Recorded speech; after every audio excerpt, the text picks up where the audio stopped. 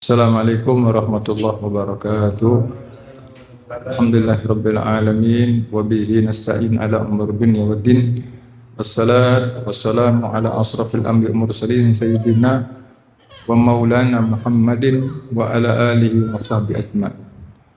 Qala rabbi israh li sadri wa yassir li amri wa hlul 'uqdatam min lisani yafqahu qawli. Sekali lagi kita bersyukur kepada Allah Subhanahu wa taala, yang Allah yang telah berikan nikmat kepada kita. Selawat teriring salam tercurah kepada mahabbah kita, junjungan baginda Nabi besar Muhammad SAW serta para keluarganya, para sahabatnya dan juga para pengikutnya yang istiqamah ila yaumil qiyamah. Sama kita hormati orang tua kita, Bapak Haji Hamid, juga Bang Hasim beserta keluarga besarnya, juga jamaah majelis Tazkir wa Ta'lim Darul Muhibbin yang insyaallah mudah-mudahan diberkahi rahmati Allah Subhanahu wa taala. Alhamdulillah malam hari ini kita sudah buka kembali Majelis Ta'lim Darul Muhibbin Gunung Sahari yang diawali dengan di kediaman rumah Pak Haji Hamid. Ya. Tadi kita udah baca pembacaan tawasul, ratib al-atas, bacaan daripada Asma'il Husna, dan tadi diakhiri dengan pembacaan Murid Asrafut. Mudah-mudahan apa yang sudah kita baca membawa berkah buat kita, ridhonya Allah Subhanahu wa taala. Sedikit ada sebuah hadis yang mana Nabi SAW bersabda, besok di akhir zaman, besok di akhirat, ada orang yang paling rugi. Kalimatnya paling ya, kalau ada paling bagaimana? Orang sakit paling sakit, orang miskin paling miskin, orang kaya paling kaya. Jadi kalau udah paling nggak ada tandingannya. Jadi contoh yang gampangnya orang miskin, paling miskin. Udah dia miskin nggak punya duit, ya miskin. Tapi alhamdulillah masih dikasih sehat, namanya baru miskin ya. Tapi kalau paling miskin, udah dia nggak punya duit, ditambah lagi sakit lagi, nggak ada temennya lagi nengokin, namanya paling miskin berarti. Nah besok di akhir kata Nabi ngasih kabar buat kita, besok nih ada orang paling rugi, berarti paling rugi, paling sengsara. Siapa itu? Kata Nabi, rajulun amkanu thalabul ilmi lam yatlub. Kata Nabi, ada seseorang laki-laki, dia punya waktu kesempatan buat thalabul ilmi, buat ngaji ada waktu, ada. Ngaji kan nggak harus, ya syukur-syukur tiap malam, agak bisa tiap malam, seminggu sekali, nggak bisa seminggu sekali, 2 minggu sekali, nggak bisa 3 minggu sekali, kagak bisa juga bulanan, nggak bisa juga, udah kebangetan ya, masa tahunan ngajinya ya. Ini ada kesempatan, ya kesempatan buat main HP bisa, kesempatan buat ngobrol kongkong bisa, buat main catur bisa, buat lain-lainnya bisa. Tapi buat ngaji dia nggak mau. Padahal ada kesempatan, punya waktu luang tapi nggak mau thalabul ilmi. Apa itu? Lam yatlub, dia nggak mau. Maka itulah orang yang besok bakal rugi, bakal sengsara. Kenapa nih keutamaan ilmu? Yang pertama, keutamaan ilmu mengentaskan kebodohan pada diri kita. Diri kita tidak nggak orang lain. Mengentaskan kebodohan pada diri kita sehingga kita menjadi orang pintar. Menjadi kita jadi orang yang paham akan agama, akan hukum Allah Subhanahu wa taala. Itu. Ya, jadi kita bodoh, nggak tahu bab sholat, nggak tahu bab wudu, nggak tahu bab yang lain, ya. Maka dengan kita ngaji, kebodohan kita dientaskan tuh, diangkat oleh Allah Subhanahu wa taala. Yang pertama, yang kedua, kita punya guru. Amalan-amalan kita ya itu tertata dengan rapi sesuai dengan guru kita. Guru kita punya guru lagi sampai kepada baginda Nabi besar Muhammad SAW. Yang ketiga, punya sahib yang baik-baik, punya temannya baik-baik. Ya, walaupun nggak soleh, paling nggak dia temannya baik. Ya. Di dalamnya ada zikir, di dalamnya ada selawat sama Nabi. Ya nggak ada rugi orang majelis ilmu. Silaturahmi jalan terus, ya. Terus kapan lagi? Alhamdulillah ya, kita udah mau dibuka nih. Walaupun katanya sebulan sekali, tapi insya Allah niatkan terus. Ya, semoga Allah Subhanahu Wa Taala terus memperbaiki kehidupan kita, terutama memperbaiki dalam ibadah kita kepada Allah Subhanahu Wa Taala. Itu yang pertama yang saya akan sampaikan. Poin yang kedua, sekarang kita udah masuki bulan apa? Dzulqa'dah. Udah akhir ya. Dzulqa'dah ini jadi salah satu bulan yang Allah nyatakan di dalam Al-Qur'an, inna iddatus syuhuri indallah isna asyara syahran fi kitabillahi yauma khalaqas samawati wal ard minha arba'atul hurum. Sesungguhnya bilangan bulan pada sisi Allah itu bilangannya ada 12 bulan yang Allah sudah tetapkan di dalam Lauhul Mahfuz, sudah ditentukan pada saat Allah Ta'ala menciptakan langit dan di dalam 12 bulan ada 4 bulan. Yang pertama bulan Dzulqa'dah. Dzulqa'dah itu bulan ke-11 dalam hitungan Hijriah. Ini sekarang. Yang kedua bulan Dzulhijjah, bulan ke-12 dalam hitungan Hijriah. Yang ketiga bulan Muharram, bulan pertama. Ya, kalau kata orang kita bilang Januari lah ya, di Masehnya Januari. Itu dalam hitungan Hijriah. Nah yang satu ini berturut-turut nih, yang satu lagi mental. Di mana? Di bulan Rajab. Nah ada apa? Kalau Allah sudah menyatakan kemuliaan, kalau Allah sudah menyatakan haram, sudah menyatakan agung, mulia, berarti ada kemuliaan di dalamnya. Makanya di bulan-bulan Muharram, bulan-bulan yang mulia, kita apa? Kita jangan berbuat keburukan. Kalau nggak bisa berbuat keburukan, kalau kita belum bisa berbuat kebaikan, jangan berbuat keburukan. Itu saja nasihat saya. Setelah bulan Dzulqa'dah nanti masuk bulan Dzulhijjah atau bulan haji. Nah bulan haji bentar lagi, insya Allah kalau nggak ada halangan tanggal 27 ya. Itu lebaran haji, berarti di bulan Dzulhijjah juga bulan mulia, maka kita dianjurin untuk apa? Untuk melakukan kebaikan di bulan Dzulhijjah. Di antaranya bulan Dzulhijjah itu ada hari Tarwiyah Arafah. Ya, tanggal 9 10. Tarwiyah itu 9, Arafah itu 10. Ya. Itu kita disunahkan puasa Tarwiyah Arafah. Lalu keutamaan di bulan Dzulhijjah itu apa? Menumpahkan darah hewan ya, bukan darah orang, darah hewan. Sebagaimana merujuk kepada dalil Al-Quran di dalam surat Al-Kautsar, inna a'tayna kal kautsar. Nah, artinya kurang lebih sesungguhnya Allah Ta'ala telah memberikan banyak nikmat sama kita. Banyak nikmat enggak? Nikmat sehat Allah kasih, nikmat ngulet Allah kasih, nikmat kedip Allah kasih, nikmat bergerak Allah kasih, nikmat duit ya lagi dicari ya, nikmat semua banyak. Maka saking banyaknya nikmat, maka Allah perintahkan apa? Fasalli sholat. Fasalli sholat. Jadi kalau pengen semua dibuka lagi sama Allah Ta'ala, nikmat yang berikutnya, maka fasalli sholat. Rabbika, kepada Allah sholatnya, tunduk kepada Allah, kerjain sholat. Lalu apa? Wanhar, baru menyembelih hewan. Ya, menyembelih hewan. Ya. Ini mengenai tentang penjelasan hewan kurban. Ada pertanyaan, Ustadz boleh nggak satu orang satu sapi? Oh cakep. Satu sapi 4 orang boleh. Satu sapi 7 orang boleh.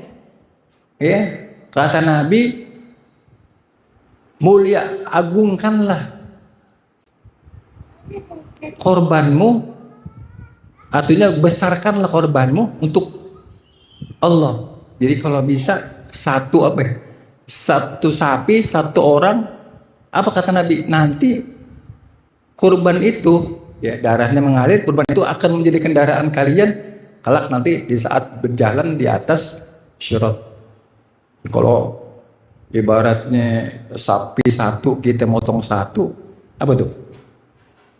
Kamu aja kayak motor, mobil apa tuh, mobil besar ya, kendaraan. Ibarat kita jatuhin mobil Alphard kali ya.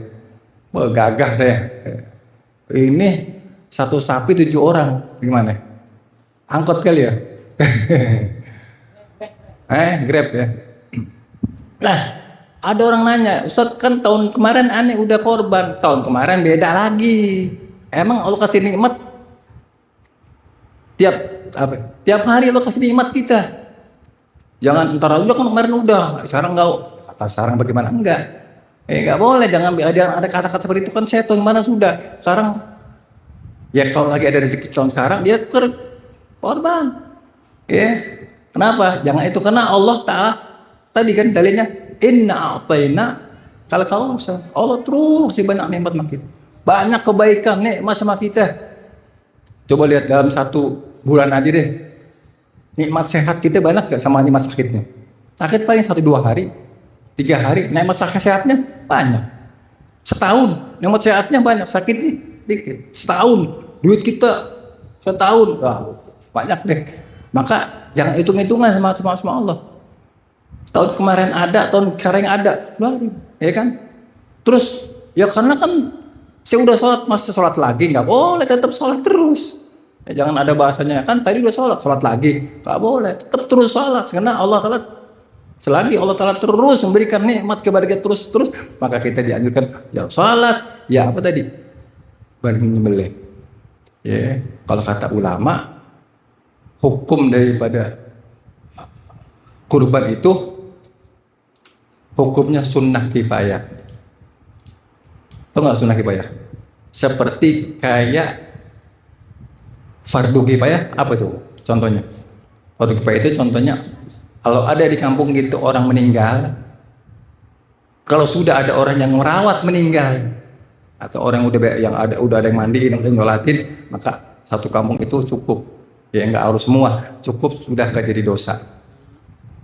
Nah kalau korban sunnah kifayah di antara satu keluarga kita nih, kita punya keluarga nih, ya salah satu deh, syukur-syukur 2, syukur-syukur 3, syukur-syukur 1 rumah. Tahun ini ada keluarga kita nih, satu kampung rumah kita nih ada salah satunya, ya korban keluarin karena itu sunnah kifayah. Ya seperti kayak nyolatin atau membenahi orang meninggal yang ada di kampung kita. Jangan digeletakin aja, jangan diliatin aja. Dosa semua satu kampung diberesin. Udah ada 5 orang, 6 orang itu cukup. Paling kita bisa nyolatin gitu ya. Nah, begitu juga kurban satu rumah kita nih, satu keluarga kita nih, anaknya berapa? Ponakannya berapa? Cucunya berapa satu rumah ini? Nah, salah satunya. Kalau emang nggak ada semua ya udah. Paling tidak kata ulama di hari nahar, di hari Idul Fitri, Idul Adha itu paling tidak ya kita potong-potong ayam ya makan daging ya gitu. Jadi sahabat itu yang pada saat itu sahabat yang belum bisa kurban dia ke pasar beli daging masak ya, bahkan dianjuri seperti itu ya, jangan kita nungguin daging dari kurban, dilihat ente masih mampu beli daging ya beli dulu ada sahabat begitu ya, sahabat Nabi tuh para sahabat begitu, dia masakin dulu, ntar mah kalau dapat beda lagi ya, diterima. Tapi kalau nanti nggak dapat, jadi kita nggak bahasanya nggak jadi buah bibir kita untuk panitia jadi dosa ya. Nih gue nggak inget teman gue gini ya, alhamdulillah di rumah saya udah masak daging, dapat lagi nggak apa-apa kita terima dapat ya. Jadi jangan terlalu jadi umat Nabi yang tamak, yang tomak, ngarep-ngarep, jangan. Sebab Nabi Muhammad itu mengajarkan kepada para sahabatnya jangan. Kalau emang kita nggak dapat pohon ini nggak dikirimin, tapi kita udah masak, udah enak deh. Kalau emang dikirimin, alhamdulillah. Itu para sahabat begitu ada kurban, ya dia pada belanja, pagi ini pada makan. Karena itu dianjurkan 3 hari itu yaumut tasyrik makan enak. Bahkan kalau ada yang puasa haram hukumnya makan enak. Nah, kebetulan tuh nggak semua sahabat itu kaya, nggak semua sahabat itu jadi paling nggak ada sahabat-sahabat yang lebih miskin, yang lebih membutuhkan daripada daging tersebut, ya makan. Tapi sahabat-sahabat yang lainnya seperti Sayyidina Abu Bakar, Sayyidina Umar, Sayyidina Utsman, Sayyidina Ali masih ada, dia beli aja udah. Nggak dapat ya udah kita jual beli ya. Jangan, oh kadang-kadang ini nih panitianya, jangan, nggak boleh gitu. Ya artinya apa? Jangan di bulan apa di hari kurban hati kitanya kotor. Nah, itu hari yang mulia, hari itu buat senang-senang, buat gembira, bukan buat apa?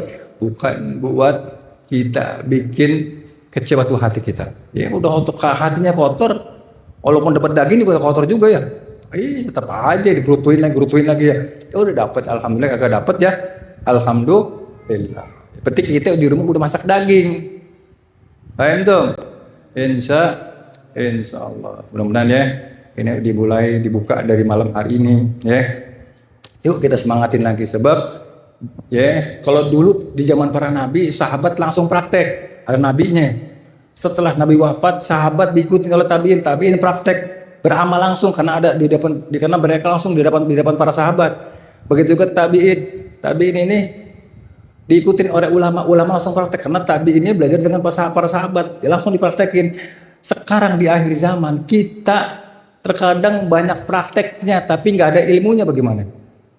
Kata para ulama, orang yang teori tanpa praktek nol, ya masih mending nol ya. Yang ngaji tapi prakteknya jarang, masih mending nol. Daripada apa? Praktek dia beramal tanpa belajar atau tanpa teori, nyasar. Hati-hati bakal nyasarnya daripada benernya, bakal kelirunya. Kenapa? Karena ibadah dia yang dia kerjain enggak mengikuti daripada tuntunan guru-guru, tuntunan daripada ulama. Jadi jihad akhir zaman ngaji udah. Banyakin belajar terus. Kalau lu mau belajar melulu, ngaji melulu, kayak pinter bukan. Kita ngaji bukan pengen jadi orang pinter, pengen jadi orang yang paham. Pengen jadi orang yang ngerti tentang hukumnya Allah, baik itu hukum akli, hukum syar'i, hukum adi. Biar apa? Biar kita benar dalam zahir, di luar zahir kita benar, batin kita juga benar. Insya Allah. Ya, jadi jangan dengar lu ngaji dulu. Sini ngaji, Priuk ngaji, Gunung Sari ngaji, Gunung Tanah Abang ngaji, Karanganyar ngaji. Jangan dengerin. Sebab di akhir zaman ini kita nggak ketemu Rasulullah, kita nggak ketemu sahabat, kita nggak ketemu tabiin, kita nggak ketemu salafun saleh. Ini ya Allah, lihat media sosial, Pak, isinya ngaco semua. Makanya Pak, paling tidak kita bener pegangin ulama yang bener kita pegangin, ilmunya bagus, cakep, lempeng, lurus, terus belajar ngaji. Ya praktek mah pelan-pelan, insya Allah. Kalau udah ada ilmunya mentar dia dengan sendiri. Jangan sampai, lah bahaya tuh orang-orang yang cuma sholat doang, tapi dia nggak Pak ibadah doang, tapi dia nggak malah nyuekin orang yang ngaji. Apa aja ngaji udah sholatnya cukup, sholat bahaya itu. Bahkan nyasar nanti nggak akan ketemu. Makanya banyak orang-orang yang model begitu itu, dapat wangsit, akhirnya lama-lama ngaku jadi wali, lama-lama ngaku jadi nabi. Naudzubillah min dzalik. Tapi kalau ada gurunya yang kita ikutin dari tuntunan guru-guru kita, insya Allah kita akan diselamatkan oleh Allah Subhanahu Wa Taala daripada fitnah. Ini fitnah luar biasa. Kalau kita terus kita ngikutin daripada amalan soleh, amalan para salaf kita baca ratib, asmaul husna, baca maulid, salawat sama nabi terus, insya Allah fitnah itu menjauh dari Allah Ta'ala jauhkan kita daripada fitnah itu. Tetap Allah kumpulkan terus di tempat yang senantiasa dijaga oleh Allah Subhanahu Wa Taala, baik itu tempatnya, baik itu orang-orangnya, guru-gurunya, insya Allah. Sekarang fitnah itu luar biasa. Bukan cuma ada di luar, sampai di tempat kita, di kamar kita udah ada fitnah sekarang. Di rumah kita, ruangan tamunya, kamar kita udah fitnah. Karena HP kita pegang terus ya. Ya Allah, hati-hati kalau ngetik HP, hati-hati kalau ngetik di medsos itu ya. Jangan sampai juga kita jadi kena fitnah ya.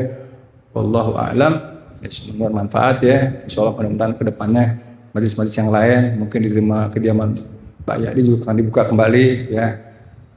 Cukup ya. Ya Rabbana tarabna bi annana tarabna wa annana ashraf ala Allah asrafna fatub alaina tawbah taghfir li kulla hawbah wastur lana al-awradi wa amin ar-rawati waghfir li walidina rabbi wa maulidina والآل والإخوان وشاعر الخلان وكل ذي محبة أو جيرة وصحبة والمسلمين أجمع من نهر بأسماء فضلا وجودا منا باكتساب منا بالمصطفى رسوله نخضع بكل سوله صلى وسلم ربي عليه آد العبد وآله وصحبه عدادة صحبه والحمد لله بالبدر والتنائي والحمد لله rabbil alamin. Sekedar informasi, jadi ada beberapa tempat majelis kita, di antaranya majelis Darus Sholihin setiap malam Jumat 2 minggu sekali diadakan pembacaan kajian kitab Akhlaqul Albani. Ya.